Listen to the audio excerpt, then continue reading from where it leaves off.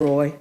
I know the chairwoman would like us to be able to get the rule voted out and get on with our evenings. I do think my friend from Virginia, though, deserves a full elucidation of, I think, the position from which he comes, which is coming at it from my vantage point. He said historian. I know the gentleman well. He's a dear friend. He's coming at it from the perspective of, in my view, like we were talking about earlier, pursue the truth wherever it may lead.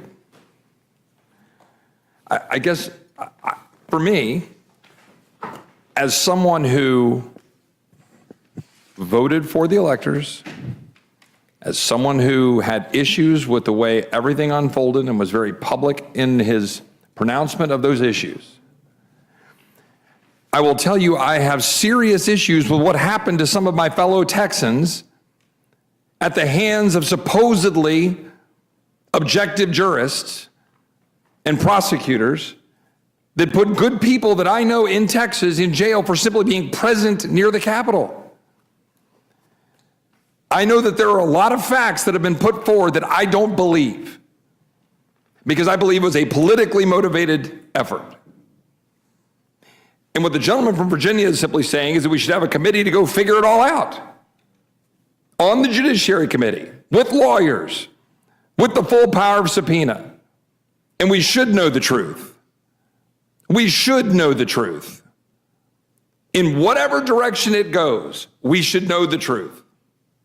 I believe that and have full-throatedly said it. But what I'm not going to do is listen to a dismissal of my friend's concerns as somehow not being appropriate, because he's laying out what I think is perfectly appropriate, which is that we have a committee to look into this. Now, January, February, March disagreements. Well, hell's bells, there's disagreements. Well, at least we're having a friggin' debate on our side. But whatever disagreements there are is being put forward now with a solution, which is a subcommittee on the Judiciary Committee to look into the facts and pursue the truth. What the hell are we afraid of? What are we afraid of finding out? If there's something that they're going to put forward that you disagree with, highlight it. But at least there'll be investigators and staff and members that can go look at a politically charged effort, which was by definition one-sided, and then go look at the record and decide whether that record reflects the truth. I support my friend from Virginia, and I yield back. Thank you. Madam Chair, I promise I'll be brief. I'm ready to move on with this, but I would just ask that we remember that when this was set up, Pelosi had 8 appointments, McCarthy had 5, if you recall. Am I correct? Correct. And McCarthy picked Jim Banks, Jim Jordan, Rodney Davis, Kelly Armstrong, Troy Nels, according to my records. And then Pelosi rejected the minority appointments. And she then selected both the chair and the vice chair, and she selected the Republicans that served on the committee, not the minority leader.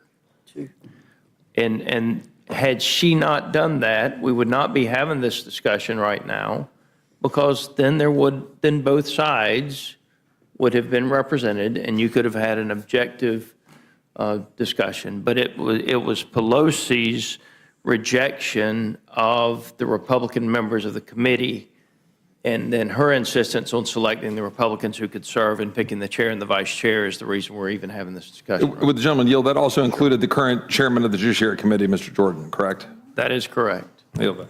I yield. Thank you.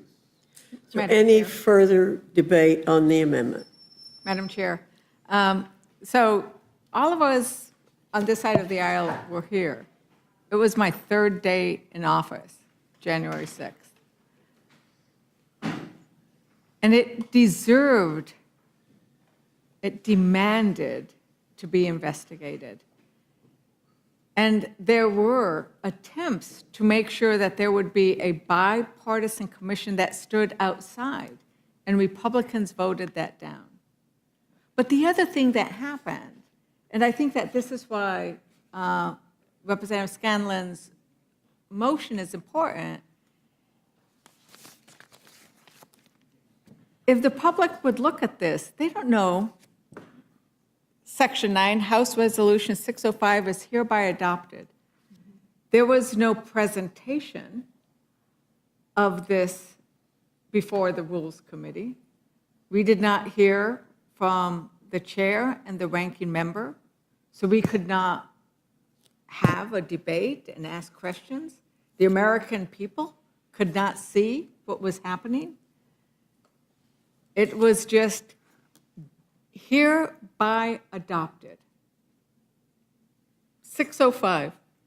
How do the American people know what Resolution 605 is? So that's why we are raising these issues, because it has been just thrust upon them. And if we hadn't brought this, if Chair McGovern hadn't started with his amendment, if Representative Scanlon had not had hers, there would have been no debate whatsoever. And I think that that is an important thing. And as to the issue of, if this is passed, will you vote for the bill? There are always amendments to the bills that we consider, and in fact, I know that before I had the privilege and honor and benefit of sitting on the Rules Committee, when Democrats headed it up, there were many Republican amendments to Democrat bills. We didn't demand that if you were a Republican and your amendment was passed, and many of those Republican amendments were passed, and many of these Democratic amendments to the appropriations bill will get passed, there is not a requirement that if your amendment is adopted on a piece of law that you must vote for the bill. That's never been a requirement, right? It's just not how it works. It's just not how it works. And so to demand that does not make sense, and it's not consistent to how this legislative process works. And given that it is Representative Scanlon's amendment, I'm going to defer some time to her. I just keep coming back to the fact that we have this bare bones. During a House Rules Committee hearing last week, Representative Chip Roy, Republican Texas, discussed the need to create a subcommittee within the House Judiciary Committee to investigate the Epstein files. He started by acknowledging that the chairwoman wanted to move things forward quickly, but he felt his colleague from Virginia deserved a more thorough explanation of his position. Roy emphasized that, from his perspective as a historian, he fully supported the idea of pursuing the truth, wherever it may lead. Roy shared that he had serious concerns about what happened to some of his fellow Texans, who were incarcerated for simply being near the Capitol. He argued that certain individuals had been wrongfully jailed by supposedly objective judges and prosecutors who were driven by political motivations.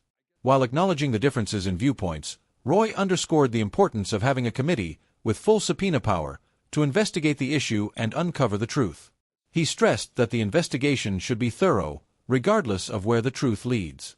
He expressed frustration with dismissals of his concerns as inappropriate and defended the notion of a subcommittee that could thoroughly review the facts.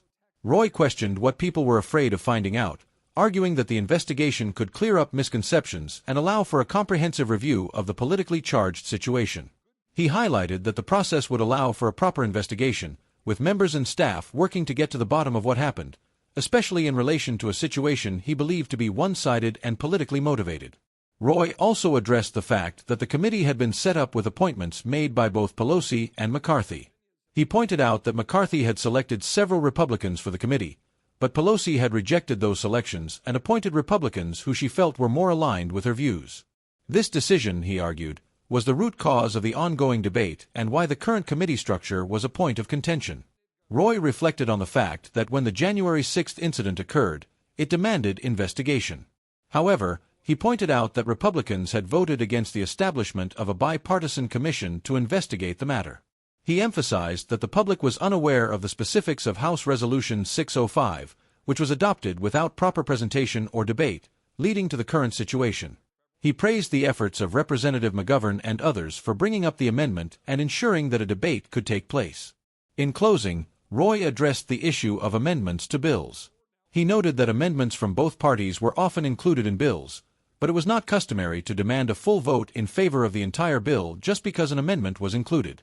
He pointed out that this standard legislative practice should be respected, and there was no requirement to vote for a bill simply because certain amendments were passed.